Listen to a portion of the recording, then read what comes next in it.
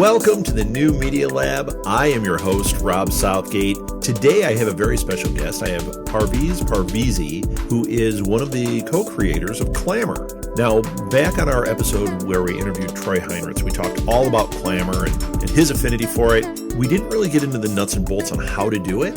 Parviz heard the episode, reached out to me and said, I would love to come on and explain things. So that's exactly what he did. Get ready to take notes. There's a lot of information here. Parviz, thank you so much for joining me here in the New Media Lab. I am super excited to talk to you. You are from Clammr. Absolutely. Hey, Rob. So glad to be with you. Now, should I just say you are Clammr? I almost said that. Co-founder of Clammr. We figure as a small company, we hate titles and things like that. So, therefore co-founders. I love that. I didn't even realize that. I was making a joke because I almost called you Clammr, Mr. Clammr, but you're a co-founder. So, that's awesome, man. The reason you're on here, anyone that listens to the show, I had Troy Heinrichs on. I think he was like my first or second interview. And Troy talked all about Clammr and how much he loves it, which he had done with me personally. That's how you got on my radar. Yeah, and we've been listening to Troy's stuff, and we love hearing his posts. So, oh yeah, he's got like a strategy for it and everything. Like he's way into it. And I've shared this with the network here, Southgate Media Group, and I've got a bunch of people that are like doing it now. I just personally am not. You reached out to me after hearing Troy and said, "Hey, great episode." And I said, I would love to talk to you. So here we are. Giddy up. Yeah. I love that. That's how podcasting works. That's right. Awesome. That's one of my favorite things.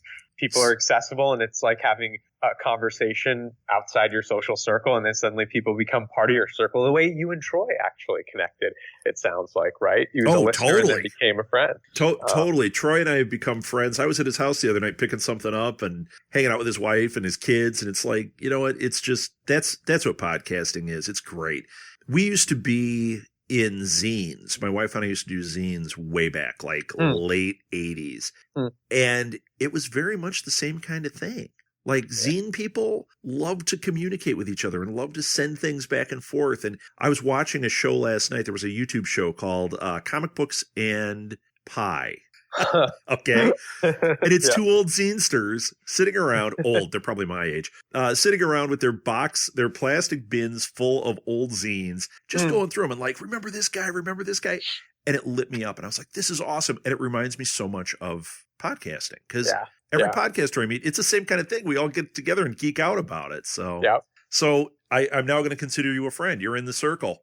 Absolutely. It's an honor. It's really my honor. So, all right, Parviz, let's get into it. Tell the audience what Clammr is, what Clammr does. Yeah, and I'll even start with a little bit of our backstory. So, what Clammr is we're working to make great audio easier to share and discover. And really, what that means is we're trying to bridge audio into social media and into social media conversations. And the backstory of it is one of my co-founders, David Silverman, and I, we actually met a long time ago in law school on the first day. And at our law school, you actually took all your classes together with about 12 to 14 people. And we were in that same small group.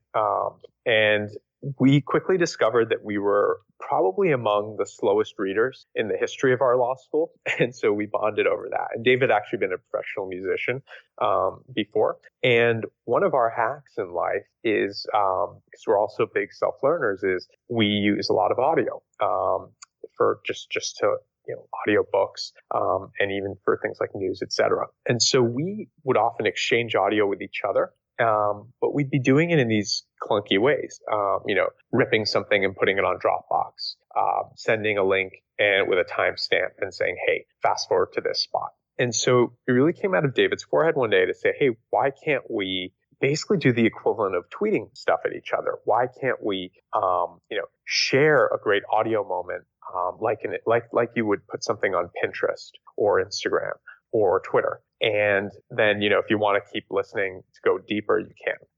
And so it really came from this bit of weird behavior on our side of being big audio users and also having a friendship where we were sharing the audio with each other. And then we got a little bit obsessed. So, people have called us audio Pinterest, audio Twitter, audio Instagram. Basically, Clammr has these short audio clips. They're capped at 24 seconds, and you get this kind of personalized stream of them, and you can listen to them the same way somebody might read their Twitter feed and value that in itself. But you can also think of them as intros and highlights to something where you're kind of sampling and then deciding what you want to dive into.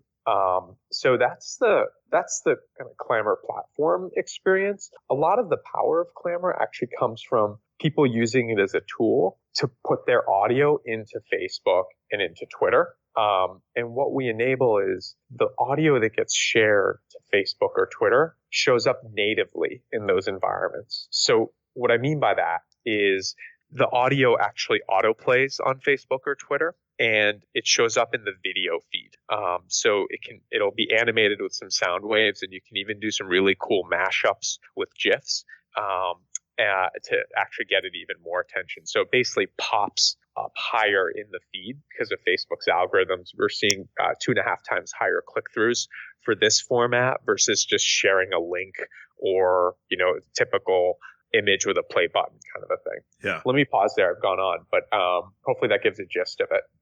You know what? It was great. In fact, it made me think about my experience with Clammr, and I think this is a good point to kind of address some of this. Well, first of all, when you were talking about it being a social media, that is absolutely how I view it. I view it as part of the mix, even though personally I haven't used it very much. And I'll explain that too, because I'm sure you're going to want to know why. Yeah, for sure. But when I think of them, I think of social media, and social media is totally tied into new media. That's why it keeps coming up on this show so much. Twitter, Instagram, even like this week I was playing with Vine and Snapchat a little bit. There are certain platforms that deliver. So like Periscope, Meerkat, those are to deliver content out there. But then you need that social media element that's moving it into the audience's hands, which is what Twitter is so great for. Before I knew what Clammr was, before Clammr I think existed, we had a friend here. We were just starting our network, and we were doing some things with Instagram, very little, and I was a little frustrated by it because I'm like, okay, you can put the picture, but how do you link? How do you do anything with this? Yeah.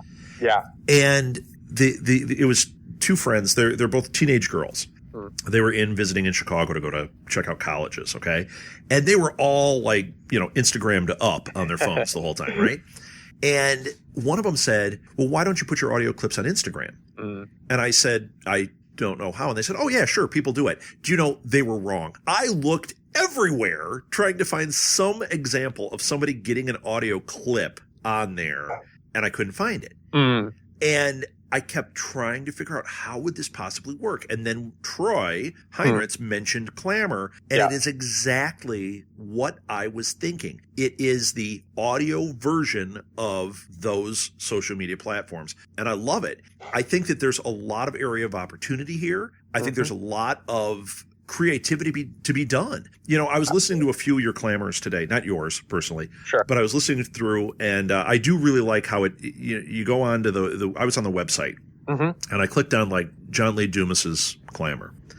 And it plays 24 seconds? Yep, maximum 24, exactly. Okay, played the 24 seconds. And then he does the intro, right? Right. Went into the next one. And the way he does it is he's not taking clips from the show. He's just taking the intro, so you know who it is. And then you have that option of clicking and listening to the show. Love it, man. Love it. That's exactly what it should be. The approach I took was different. I was taking funny little clips out. Yeah, highlights. Yeah, and I thought this is really effective. Sure. Now that I was listening to that stuff, and this is just since this morning, I'm thinking, I think I want to create specific Clammr content, 24-second Clammr content that is used as a way to entice people to the website, to the other medias that we use. Yeah. And I think that's really there. We've seen a few different ways of using it. There's no right or wrong, but I think that's one just clear and obvious move, which is, and we've set up some channels that just have intros to podcasts, basically, where the idea is it's a lead in. In other cases, people are doing what you initially did, which is highlights. And I think those can be effective as a way of repurposing. You're saying, hey, gee, I have a podcast every week. I'm going to send an announcement out about it on social media. Well, Fine. and that kind of thing can kind of get shared. Yeah. That's where you're trying to get people to share the idea. Exactly. But as a promotional tool, I think there's a lot more that can be done. Yep. And everything on Clammr is an open embeddable object. So what we've seen people doing is you can actually take any account or any playlist and embed it on a website and embed it on other people's websites. So, folks can actually, they go to a landing page and you have just a little title above the widget and it says, hey, listen to intros to our most recent episodes. And then they'll just get that playlist playing right on the website. So they don't even have to go to Clammr. We really think of it as a platform. And we're not necessarily trying to suck people into Clammr per se, when it doesn't make sense. Okay. So that can be That's cool. That's cool. That people can have. And I think your earlier point, it's really so in line with our thinking. When Dave and I had that initial brainstorm and we picked up our heads, we said every media format has a social short form flavor. Text has Twitter, images have Instagram, video has Vine, images also have Pinterest, but audio doesn't have anything. Right. And it kind of just doesn't make sense that it doesn't. I really see a marriage of Clammr and Pinterest.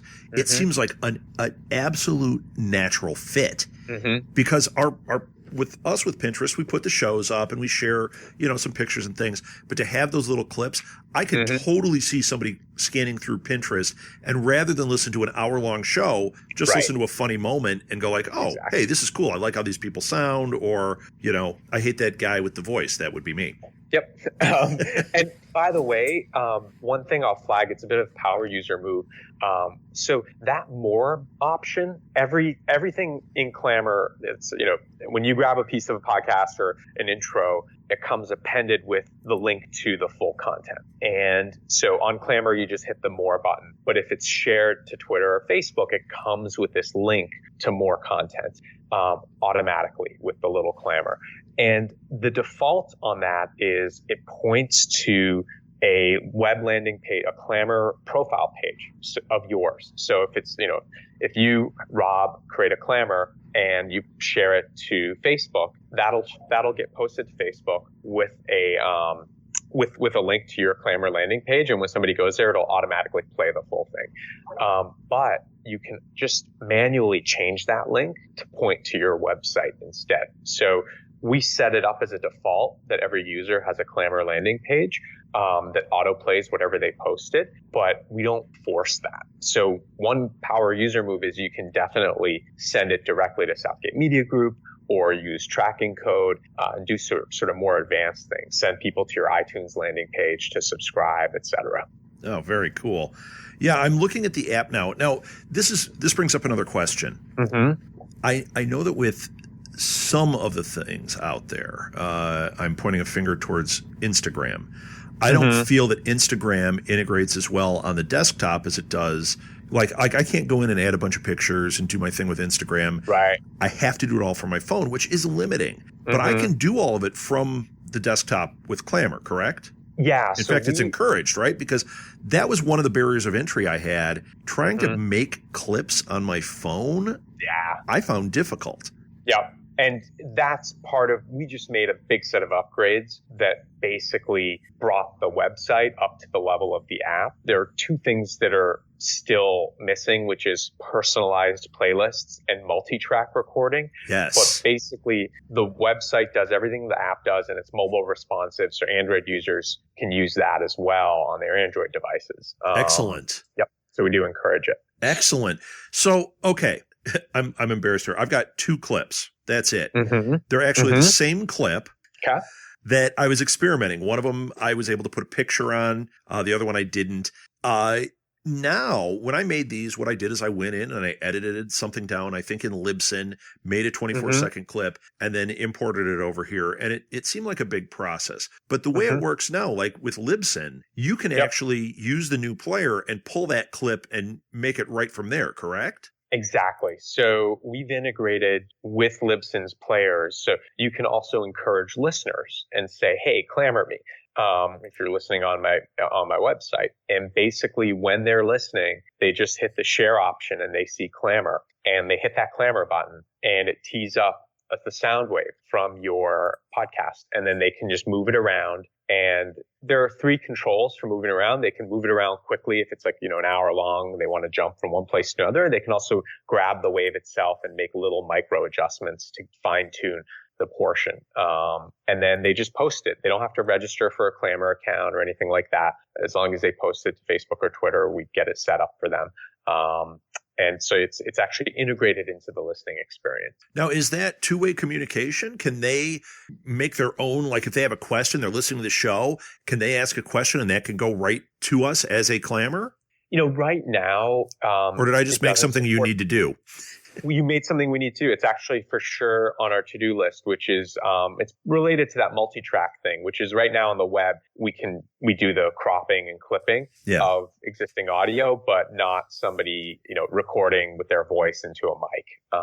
That's on the to-do list for sure. Yeah, that would be awesome if there was two-way communication where somebody could listen to the show or even just listen to the Clammr. Let's say it's a clip where we drop a little knowledge about Clammr. We'll just use this episode as an example. 24 seconds, Parviz says something amazing about how Clammr works, and I'm listening, and I decide, hey, I want to respond to that, or I want to ask a question. How great would it be if I could, just like with tweeting, I could quote Clammr and go right back and or re-Clammr right to them? That would be fantastic. Because as a podcaster, I would love that. Boy, that would open up communication in a big, bad way.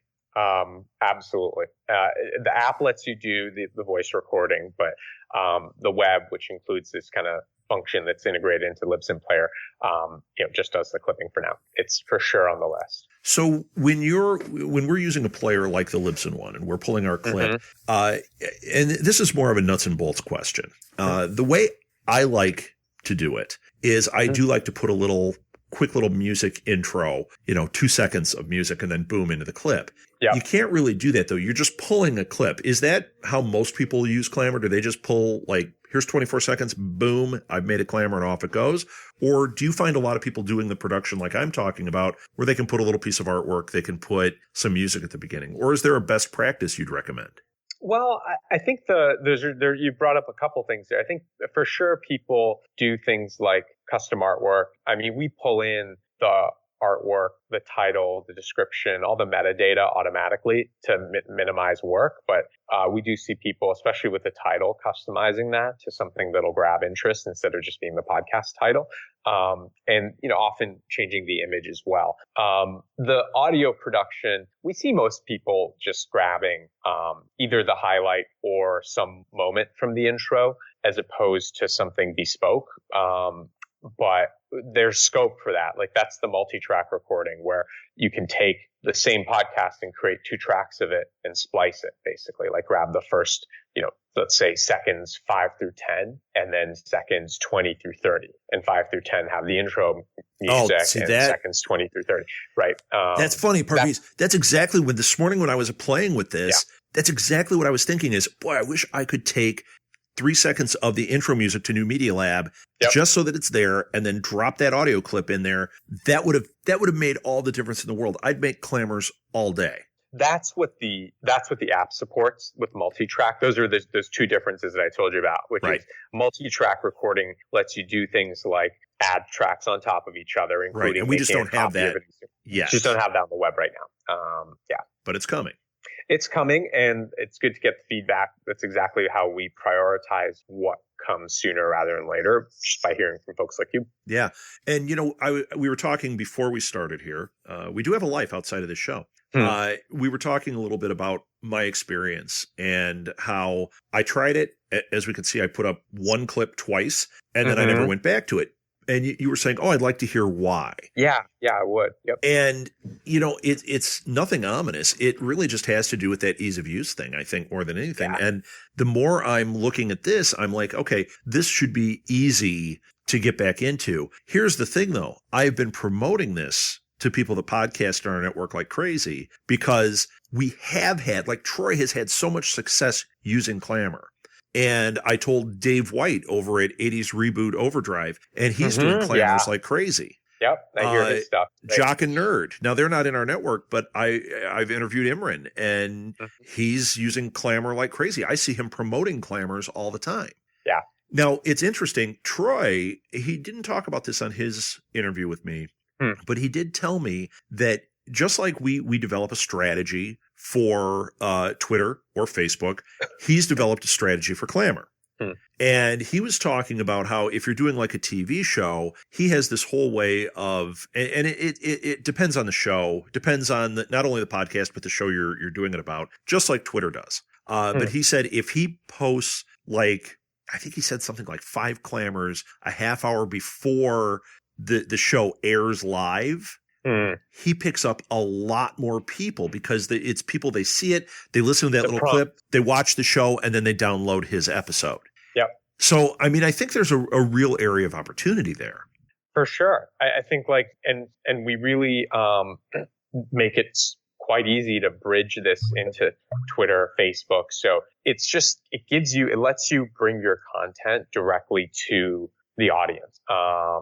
Instead of just saying, hey, I'm here, it's like give them an actual taste of what they can listen to as a little reminder. And I think your ease of use point, it's so well taken. You quite early tried Clammr, and that was, back when we were in beta in the summer. And that was very early. Which was great. And the biggest piece of feedback we got was conceptually, I love what you guys are doing, but this needs to be easy to do. With audio, it's inherently a little bit tricky. And we really did a few great revs on it. Actually, Apple just this week named Clammr one of the top 15 best new apps. So if you actually go to the App Store and you look at their best apps list, we're one of their top 15 that their editors picked.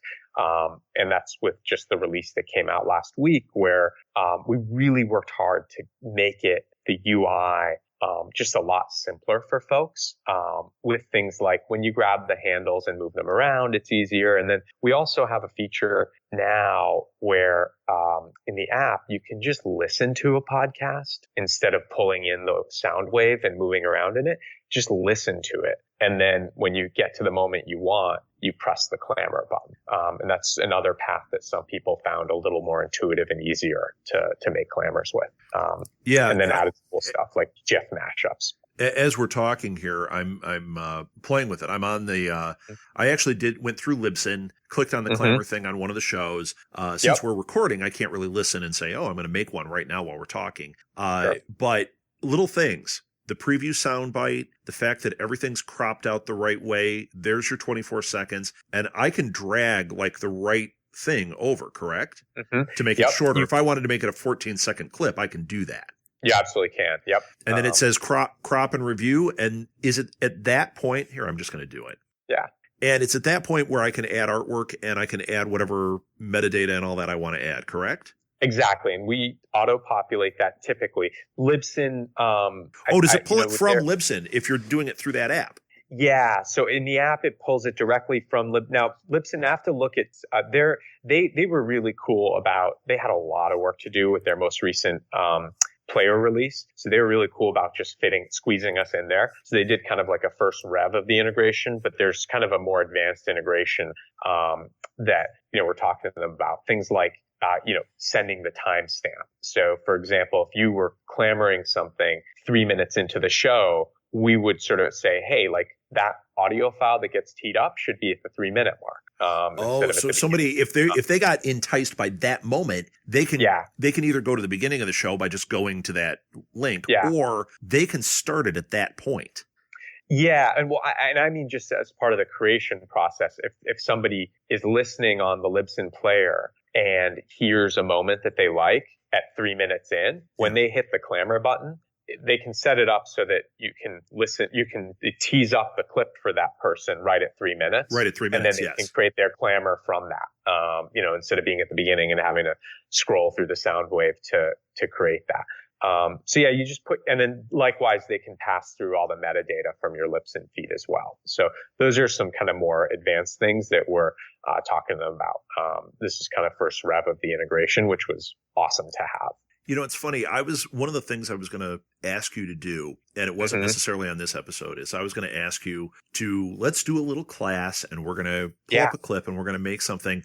But even while we're talking and me just on here, I don't think we need to do that. I think anybody listening, if you want to try this, click on a Clammr link. Like I'm in here on one of our shows. I clicked on the Clammr link and it's all so self-explanatory. I didn't even have to think about it. I mean, it's very easy. So I think the key is just try it. And if you can't figure it out, or if you're having questions, this is when they need to reach out. They'd reach out to you, right? Yeah, reach out to me. We also put together, and I'd actually just say just reach out because we love just interacting, but we did put together a user guide, just at userguide.clammr.com with like detailed screenshots and things that are circled and explanations for people who just are that type, who just like to kind of look at screenshots. And we also have a YouTube channel with a bunch of videos, but so we have a lot of self-help stuff, but we love hearing from people because it helps us know what wasn't intuitive. What do we need to work on in the UI to make it more intuitive?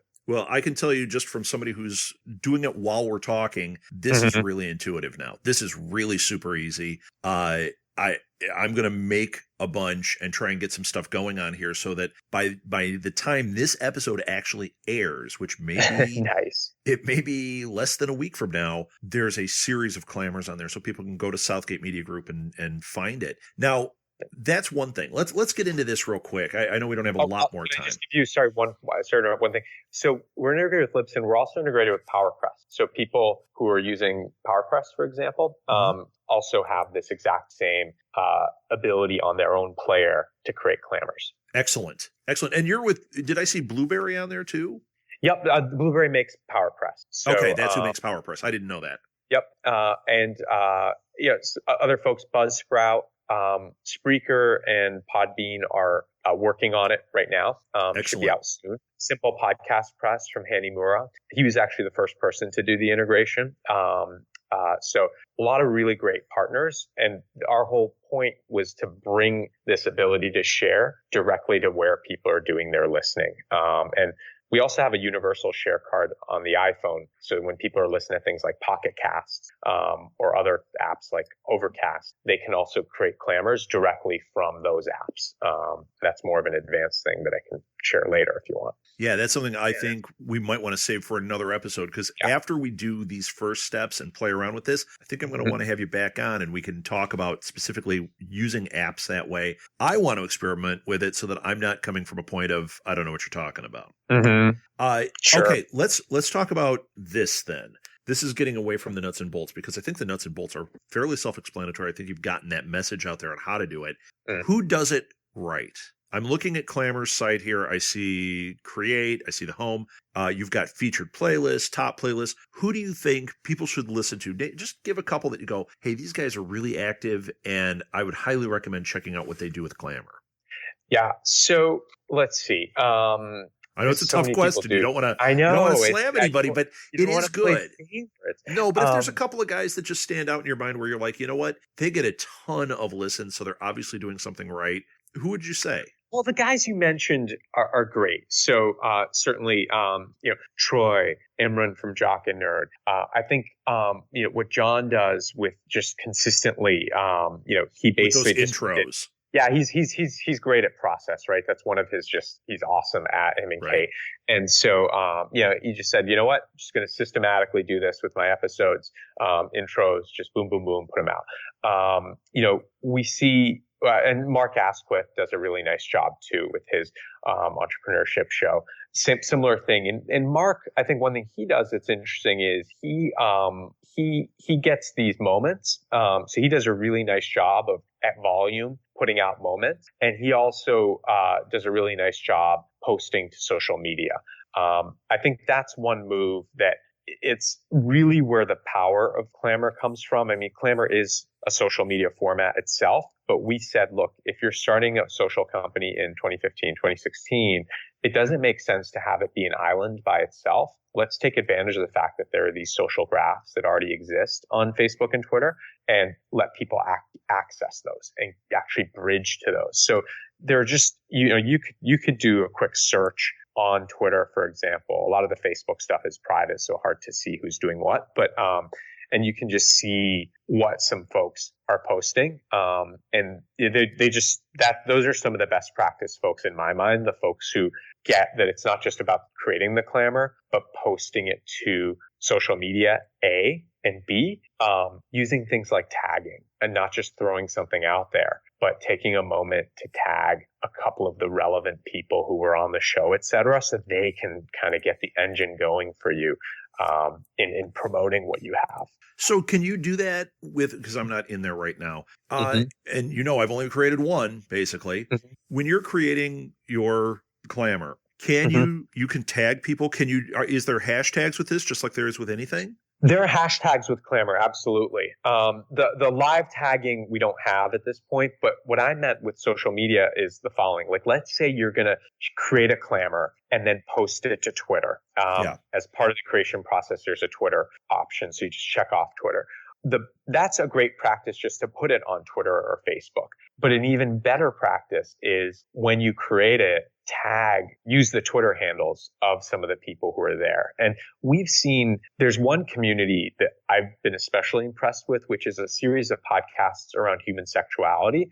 Some of them are really actually funny. Others are just a little more serious, but they've actually started to create a community with each other. So folks like Family Affairs, Sex Talk with My Mom, which is a comedian and his sexually active cougar mom. Holy cow.